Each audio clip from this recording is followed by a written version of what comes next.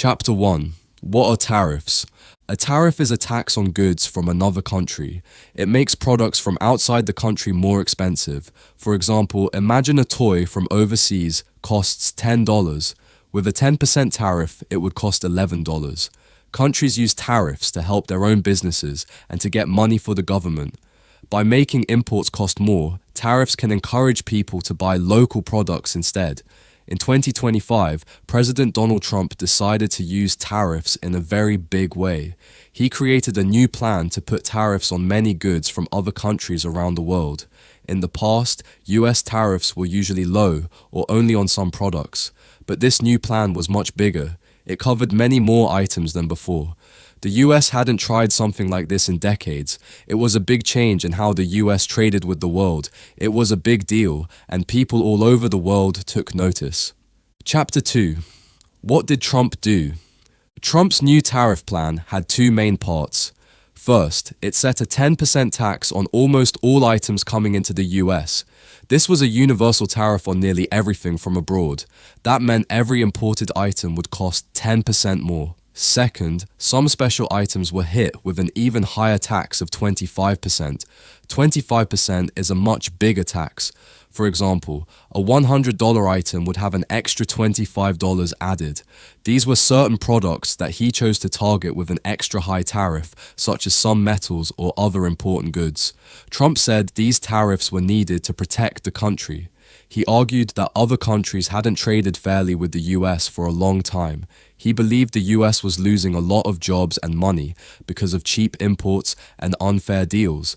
He claimed that these tariffs would help American factories and workers. He said this would make trade fair for the US again. Chapter 3. Who got hit the hardest? China was hit the hardest. US tariffs on Chinese goods jumped to around 50%. That's because China sells a huge amount to the US, and Trump felt China had been trading unfairly. This was by far the toughest tariff on any country. US neighbors Canada and Mexico were also hurt badly. Both countries are close partners that depend on selling goods to the US. Now many of their exports faced about a 25% tax, even though they normally traded with the US without such tariffs. This was a big blow to their economies since they rely so much on US trade. Even America's allies were not spared since the new tariffs applied to almost every country. The European Union's goods got hit with a 20% tariff, and Japan's exports had about a 24% rate. Even very close friends like the UK and Australia had to pay the baseline 10% on their goods. Chapter 4. How the world reacted. China responded fiercely. It slapped its own tariffs on American goods, around 34% extra, and even cut off some exports of rare earth minerals. Chinese officials also declared that Trump's move was a big mistake. Canada quickly imposed its own tariffs on US products, accusing America of abandoning their trade partnership. European leaders also pushed back. The EU vowed to hit back with tariffs of its own. France's President Emmanuel Macron even urged Europe to halt investment in the US as a warning. But not everyone struck back right away. Mexico and some others held off and tried talking with the US instead. Japan's leader still called the situation a national crisis as its markets tumbled. Britain rushed to negotiate a special deal to shield its businesses. Many warned these clashes could spark a full-blown trade war. There were even growing fears of a global recession if things escalated. Chapter 5. What happened to the economy? Trump's 2025 tariffs caused swift economic reactions. The stock market dropped sharply. The Dow Jones Index fell by 1,700 points in one day, its worst day in years. Many investors feared that the tariffs might push the economy into a recession. Businesses also reacted with caution. Factories started to slow down production. Companies had to pay more for parts and materials, so their costs went up and profits fell.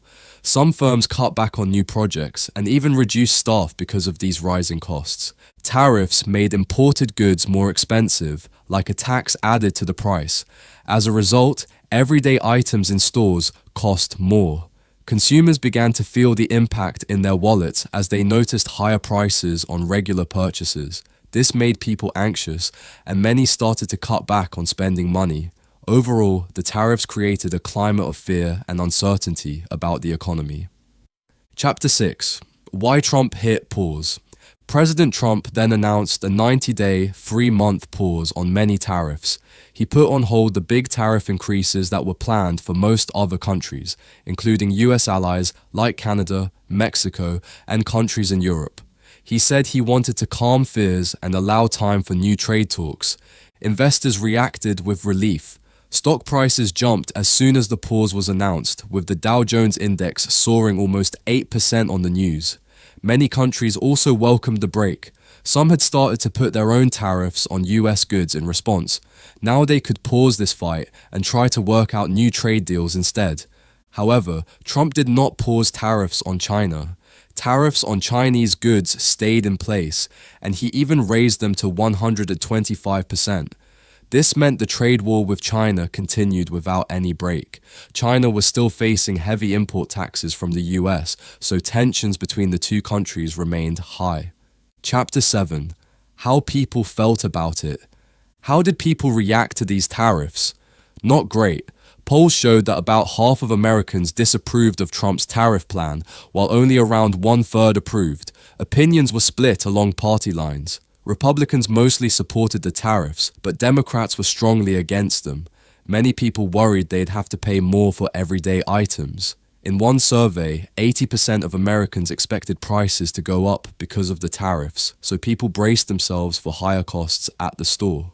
There were also fears about jobs. Even many farmers and small business owners worried they could get hit especially hard and might have to cut jobs. Some industry groups warned the tariffs were massive tax hikes on Americans and would kill jobs, possibly even causing a recession. Despite all the concern, Trump's biggest supporters still cheered the move. They saw it as a tough stand to protect American industry and jobs. Chapter 8. What might happen next? What happens next? There's a 90-day countdown now. Trump delayed some tariffs for 90 days to give other countries a chance to negotiate. He said these tariffs give him great power to negotiate. He wants other countries to lower their own tariffs or buy more American goods. Some US allies are already talking with Washington to avoid a tariff fight. They might strike new trade deals so they won't get hit by the tariffs. But if no agreement is reached by the deadline, the pause tariffs will kick in. Other countries will likely hit back with their own tariffs. That could turn into a full trade war with everyone slapping taxes on each other's goods. Trump has hinted he might raise tariffs even more if he doesn't get what he wants. Either new deals happen or a big trade war looms. The clock is ticking on those 90 days. Conclusion. So that's the scoop on Trump's 2025 tariffs. What might it mean for you? For starters, it could change the prices of things you buy, making some stuff a bit more expensive. It might help some American businesses sell more, but companies that rely on foreign parts could feel a pinch. In the end, these tariffs will have effects on our economy that we'll only see over time.